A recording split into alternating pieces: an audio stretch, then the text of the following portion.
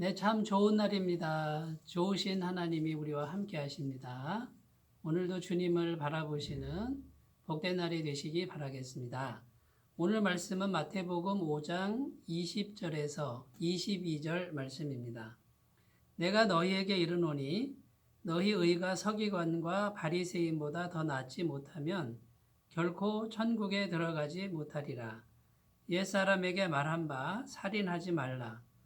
누구든지 살인하면 심판을 받게 되리라 하였다는 것을 너희가 들었으나 나는 너희에게 이르노니 형제에게 노하는 자마다 심판을 받게 되고 형제를 대하여 라가라 하는 자는 공회에 잡혀가게 되고 미련한 놈이라 하는 자는 지옥불에 들어가게 되리라. 아멘. 오늘 말씀에 보면요.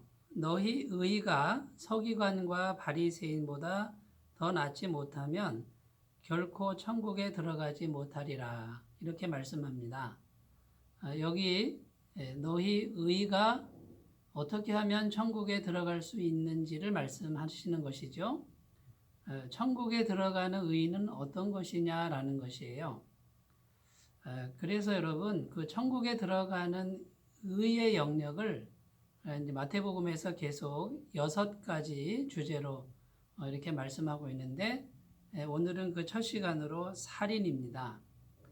여러분, 살인하면 실제로 살인을 하면 심판을 받는다라는 말씀이 있지만은 오늘 말씀에 보면 노하는 자도 또 이렇게 라가라고 하는 이 라가는 그때 당시에 욕설을 의미하는 것이죠.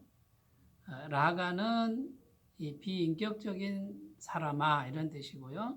또 미련한 놈이라고 이렇게 이제 말로 욕하는 것이죠. 그것은 하나님을 부정하는 사람아 이렇게 좋게 말하면 그런 것이죠. 이렇게 분노하는 것이나 욕설까지도 이 살인의 범주에 이렇게 예수님께서 포함시키는 것을 볼 수 있습니다.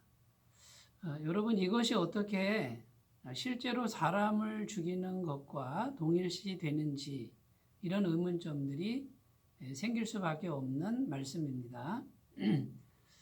첫 번째 의미는요, 우리의 말 한마디가 우리의 분노하는 것이 실제로 살인이 될 수 있는 가능성이 충분히 있다는 것입니다. 제가 TV를 보는데 어떤 사람이 초밥을 배달시켜서 먹었습니다. 그런데 이 사람은 마지막으로 초밥을 먹고 자기 삶을 정리할 것을 생각했던 사람인데요. 그 초밥 배달해 온 초밥에 손편지가 들어있고 비누꽃이 선물로 있었습니다. 그 손편지에는 감사합니다라고 하는 이런 문구가 손으로 적혀 있다라는 것이죠. 이 사람이 그 따뜻한 그 말 한마디와 그 비누꽃을 받는데 마음을 돌이킵니다. 내가 용기를 내서 다시 살아봐야지라고 하는 이런 일이 방송에 이렇게 방영되는 것을 본 적이 있습니다. 이건 굉장히 좋은 경우인데요. 만약에 우리가 심한 말을 했을 때 실제로 그 사람이 생을 포기할 수도 있는 일이 생기는 것입니다. 여러분, 그러므로 실제로 우리가 사람을 죽이진 않았지만 우리가 화를 내는 것이나 또 심한 말을 하는 것이 실제 살인으로 갈 가능성이 충분히 있다라는 것이죠. 두 번째는요, 이 죄라고 하는 것은 계속해서 발전해 간다라는 것입니다. 여러분, 죄는 가만히 있는 게 아니고요. 작은 죄가 점점 발전해 갑니다.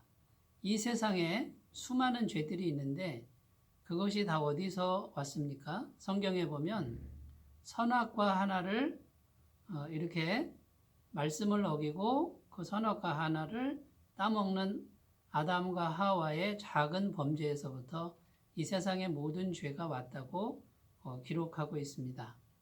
그 선악과를 따먹은 후에 아담과 하와의 그 그 좋은 관계, 사랑의 관계는 다 깨어졌고요. 서로 원망하고 불신하는 관계가 되었고, 또 창세기 4장에 가면 가인과 아벨은 형제지간인데 형인 가인이 동생 아벨을 살인하는 그런 사건이 벌어집니다. 여러분, 이 죄라고 하는 것은 작은 죄가 들어와도 점점 발전해 가고 커져 갑니다. 마치 밀가루 속에 누룩 조금 들어가서 그 누룩이 전부 부풀게 하는 것과 같은 것이 바로 이 죄에 가공할 만한 그런 가능성입니다. 여러분, 그러므로 우리가 이렇게 노하고 또 심한 말을 하는 그 자체가 충분히 살인의 가능성이 있다는 것이죠. 그러면 여러분 결론적으로 우리는 어떻게 해야 되겠습니까? 그 죄라고 하는 것, 그것이 우리 마음 속에 있는 것이죠. 우리 마음의 분노, 마음의 미움을 우리는 날마다 잘 다스려 가야 될 줄로 믿습니다. 여러분, 그런데 이미 우리는 우리 마음이 죄로 물들어서 늘 분노하고 늘 미워하는 마음이 자동적으로 생기는 것을 인정할 수밖에 없습니다. 그때마다 우리는 어떻게 해야 됩니까? 예수님의 십자가를 묵상하고 이 마음을 다스려 주시는 예수님을 마음에 모시는 것입니다. 또 우리가 때로 분노를 품고 미움을 품을 때 얼른 예수님의 십자가 보혈을 의지해서 이 죄를 자백하고 회개하면 예수님이 그 마음을 깨끗하게 씻어주시는 것이고요. 또 실제로 오늘날에는 성령 하나님께서 우리 마음에 오셔서 우리의 마음을 다스려 주십니다. 그러면 우리가 어떻게 하면 됩니까? 성령 하나님과 마음의 문제를 가지고 날마다 상담하시고 대화하시는 그런 노력이 우리에게 필요한 줄로 믿습니다. 여러분, 우리는 마음속에 예수님을 모시고 삽니다. 우리는 마음으로 하나님을 예배합니다. 우리의 마음이 곧 성전이라고 합니다. 하나님의 성령이 우리 안에 계시니까 우리가 곧 성전이라고 합니다.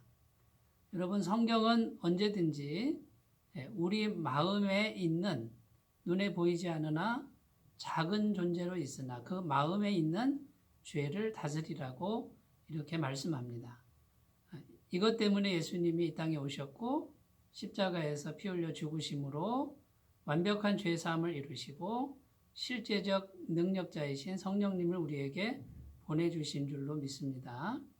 여러분, 오늘도 이 살인의 문제를 가지고 오늘 말씀하시는데 여러분 마음을 잘 다스리시고요. 또 우리가 하는 말들 속에서도 생명을 살리는 귀한 말들을 해가시는 그런 날들이 되시기를 바라겠습니다. 기도하겠습니다. 하나님 아버지, 우리가 어떻게 하면 천국에 들어갈 수 있는 그런 의로운 사람이 될 수 있는지 예수님은 계속해서 말씀하십니다. 예수님은 실제로 사람을 죽이진 않았어도 화를 내거나 또 심한 욕설을 한 것도 살인의 범죄에 들어간다고 오늘 말씀하십니다. 하나님, 이 모든 것이 우리 마음속에서 올라오는 줄로 믿사오니 우리 마음을 잘 다스릴 수 있는 능력을 허락하여 주옵소서. 마음의 죄를 지을 때마다 즉시로 자백하고 회개할 수 있는 은총으로 우리를 이끌어 주시고 또 그때마다 성령님 우리 마음에 오셔서 마음을 다스려 주시며 우리의 죄를 깨끗하게 용서해 주시는 것을 믿을 수 있게 하여 주옵소서. 또 하나님 아버지, 우리가 날마다 하나님의 도우심 없이는 이 마음을 다스릴 수 없는 존재임을 인정하고 예수님의 보혈과 성령님만을 의지하면서 한 발 한 발 걸어가는 우리가 되게 하여 주옵소서. 날마다 마음을 다스리는 능력이 충만하게 길러지도록 도와주시기를 원하오며 예수님의 이름으로 기도드립니다. 아멘. 오늘도 마음 안에서 승리하시는 귀한 날이 되시기 바라겠습니다. 감사합니다.